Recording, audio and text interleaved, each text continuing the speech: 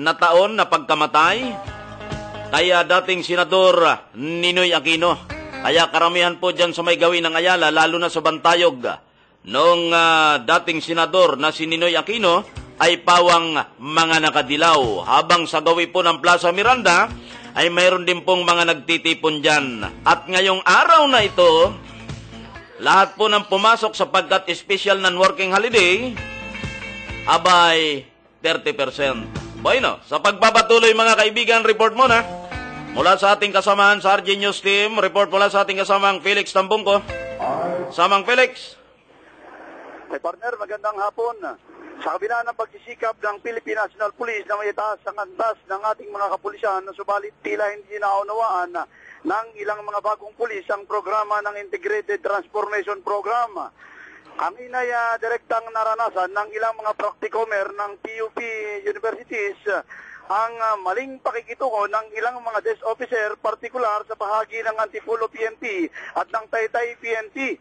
Mahigpit na rin ipinag-utos noon nitong si PNP Chief Versosa na dapat ang lahat ng records, lalong-lalo na yung police blotter, ay pwedeng ipakita sa mga mamamahaya, ganun din sa sino mang sibilyan na nagnanais na makita yung record. Pero kabaligtaran nito sa mga nangyayari sapagkat sa kabilangan ng naturang kautusan, tila walang sapat na kaalaman at hindi naunawaan ng mga naturang pulis ang patakaran niya ng PNP. Sabi nito, kinunti na nga ng ilang mga mamamahayag sa lalawigan ng Rizal ang ganitong aktwasyon ng mga ilang kagawad ng Rizal PNP. Kalinsabay ng panawagan naman na sana ay ipatupad ang naunang kautusan ni Chief PNP Versosa na dapat ay ipakita sa mamamahayag ang mga records na may kinalaman sa alinmang krimen o kaya pangyayari. Ako naman si Felix Tambong, RJ News Team numero 2, DCRJ Radio Bandido. Okay, maraming salamat, Felix Tambongko. Sa pagpapatuloy mga kaibigan, 15 minutos. Standby June Sisi, standby Rene Maliwat.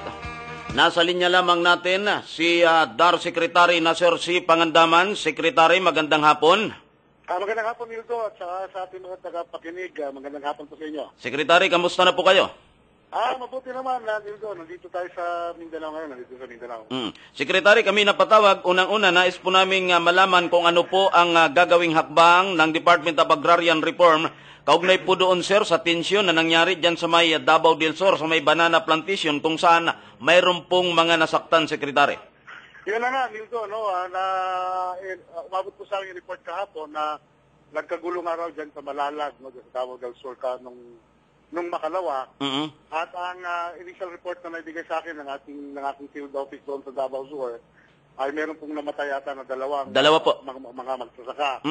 Kaya actually ito, Mildo, ito ay conflicting claims ng dalawang grupo, yung ating mga farmer beneficiaries din sa area, at pangalawa, yung mga lumas dyan, yung mga indigenous peoples. So pinag-aawayan na nila dito itong lupa, itong banana plantation dito. Now, ito Mildo, ay proseso ito. Nag-issue kasi ng injunction order ang NCIP dito at because of that, pumasok po yung mga IPs kasama yung ibang PNP personnel.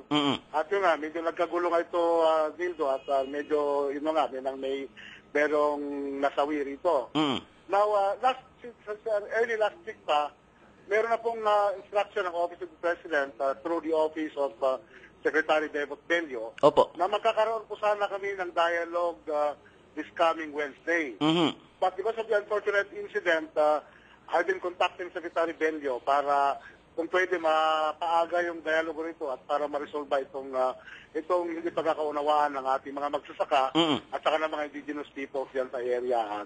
Opo. Yan bang lupain na yan na Secretary, yung banana plantation na yan, is ano po ang kalagayan ng lupa na yan? Yan ba'y nasa ilalim ng Comprehensive Agrarian Reform o naipamahagi na po yan doon sa mga beneficiaryo? Alam mo, Nildo, yung isa sa mga dalawang yung land holding kasi na yan, yung iba niyan ay naipamahagi na natin sa ating mga magsasaka. Now, medyo nagkagulungan nun, medyo wala ko sila. Atin po rin-instate yung kanilang possession doon sa lupa. Opo. But nagkaroon na rin po ng claim yung mga IPs dyan through the National Commission on Indigenous Peoples. At ito po yung isang kontrobersiya ngayon. Sinasabi ng ng mga IPs na ito po ay ancestral domain area. But of course, we have to stick to our position that ito po ay isang naipamahagi na po natin sa magtataka at meron, nai-award na po ito. Alam mo, Bildo, kung ito, nung 50s pa itong problema na to at umabot sa ganito nga. But anyway, sabi ko nga sa ating mga kasamahan, ating mga colleagues natin sa Department of Doloba na itutuloy po namin yung aming dialogue and this will be facilitated by the Office of the President para ma-resolve ako po agad natin itong tensyon, itong problema dyan sa area niyan, sa Malalag. So yung pangyayari na yun, Secretary Pangandaman, sir, is iniimbestigahan pa rin ng ating mga kapulisan kung sino sino ang nag-umpisa at kanino nang galing yung mga baril na yun. Yeah, actually, dito, yung initial report niya sa akin, granada yata yung sumabog, no? At ito, nagtuturuan nga yung ating mga magsasaka at saka yung mga IPs at hindi malaman ngayon kung sino sa nanggaling yung granada na pumutok. Opo. Anyway, this is just an initial report, no, which I received yesterday morning, and we are now we are still conducting our own investigation on this also. But of course, ang ano dito ay sa ating mga otoridad, ang Philippine National Police, kung ano yung outcome ng kanilang investigation dito. Ayan. Okay. So siguro, Secretary, kami muling makikipag-ugnayan po sa inyo, update doon po sa kung ano ang magiging resulta at kung papaano po yan na ma-resolve, Secretary Pangandaman. Pero habol ko lamang, Secretary, na katanungan at marami pa ring mga nagtatanong sa ating mga kababayan, lalo na po nung napasama ang inyong departamento, ang Department of Agrarian Reform, na sinasabing doon sa mga ipinatawag na mayroon pong impumersyal na cabinet member ng ating mahal na Pangulong Gloria Macapagal Arroyo. Marami tuloy, Secretary Pangandaman, sir, ang nagtatanong ngayon kung ikaw daw po ba ay talagang desidido na pumalaot sa politika. Well, alam mo, Nildo, unang-una, nais kong sagutin yung tungkol sa infomercial. Pinatawag na po tayo ni Senator Miriam Defensor Santiago para ipaliwanag kung ano po yung infomercials ng ating kagawaran. At ang ating pong sagot dyan, meron po tayong budget na 10.5 million annually. Every year ho talaga nagpapagawa tayo ng mga print ads sa dyaryo at meron po tayong mga sponsor sa radyo. At ito po ay meron po tayong budget dyan, no, annually. Hindi po ngayon lang natin ginagawa yan. We're doing this annually. In fact, yung ating print ads na ating linagay sa ating mga broadsheets, ay gumastos lang po tayo. Tayo nga po yung pinakamaliit na departamento na gumastos ng ganyan. Lahat na po nagastos is over 3 million. So meron po tayong balance kung pwedeng gastusin base po sa approved budget natin na more than 7 million pa. But with this, I think we have to seek guidance from the Senate siguro kung ano yung dapat natin gawin. But I can assure you, Nildo, na wala po tayong mga TV commercials yan. Wala po tayong info commercials po sa television.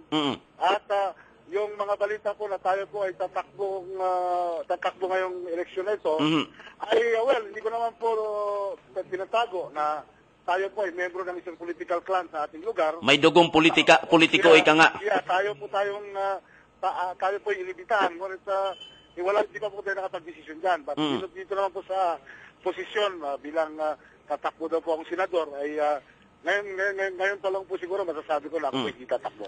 Kasi kaya po maraming nagtatanong, Secretary, sapagkat nais po nilang malaman kung sakali na ikaw nga ipapalaot, mayroon na po daw ba kayong nakita na mapag-iwanan na masigasig din na kumikilos para sa kapakanan ng ating mga magsasaka tulad ng ginagawa po ninyo sa kasalukuyan? Well, alam mo, Nildo, yung mga ganyan, medyo malayo-layo po yan. Ang ating pong focus ngayon, yung ating trabaho bilang kalihim ng kagawaran. At kung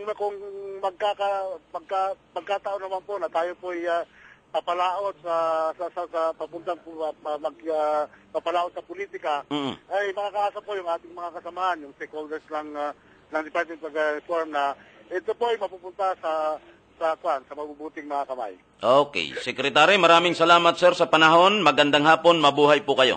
Maraming salamat, Dildo, at saka sa ating mga tagapakinig.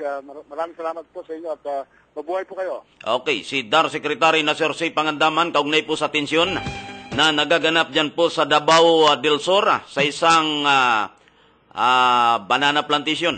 Mayroon pong namatay 2 Dahil bago po nagpaputok ng baril ang mga otoridad, ay mayroon pong naganap na pagsabog, isang pagsabog kung saan sinasabing granada. Ang tanong, kanina